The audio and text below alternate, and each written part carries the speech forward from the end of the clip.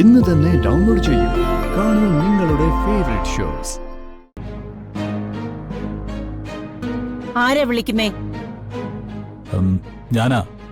ഞാനെന്ന് പറഞ്ഞ പെൺകുട്ടികളുടെ ഫോണിലേക്ക് വിളിച്ചിട്ട് ഞാനാണെന്ന് പറയുന്നവരെ ഇഷ്ടം പോലെ ഉണ്ട്. നീ ആരാണെന്ന് തെളിച്ചു പറയണം. ഞാൻ വരുണ, കണിമംഗലത്തെ.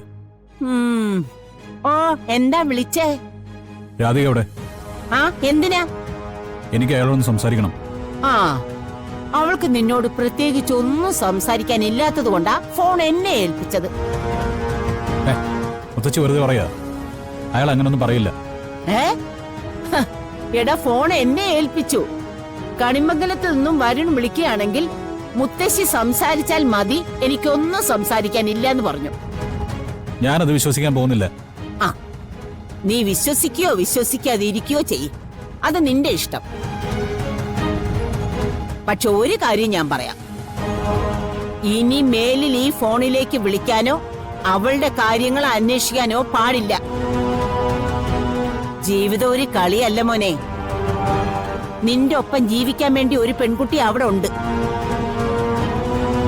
നീ മര്യാദ ഉള്ളവനാണെങ്കിലേ അവളെ സ്നേഹിക്കണം, എന്നിട്ട് അവൾക്കൊപ്പം ജീവിക്കുന്നേ. ഉപദേശമൊന്നും എനിക്ക് വേണ്ട. മര്യാദയ്ക്ക് അവൾക്ക് ഫോൺ കൊടുക്കാൻ പറഞ്ഞില്ലേ? എടാ ചെക്ക, നീ ആരോടാ കൽപ്പിക്കുന്നേ? ഈ സുകുമാരിയോടോ?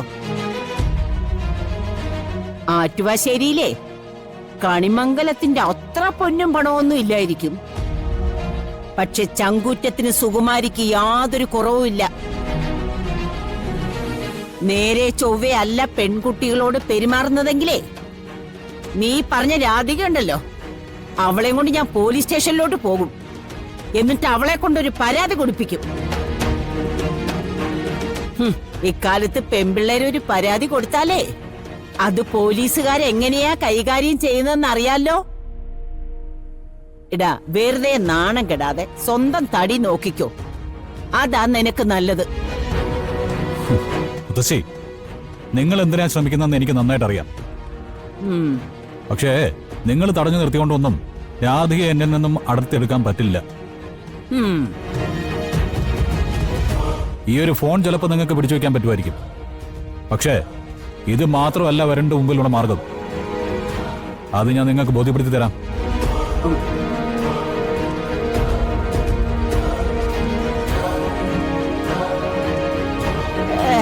പിന്നെ അവൻ അടുത്ത മാർഗവും കൊണ്ട് ഇറങ്ങാൻ നിൽക്കുക.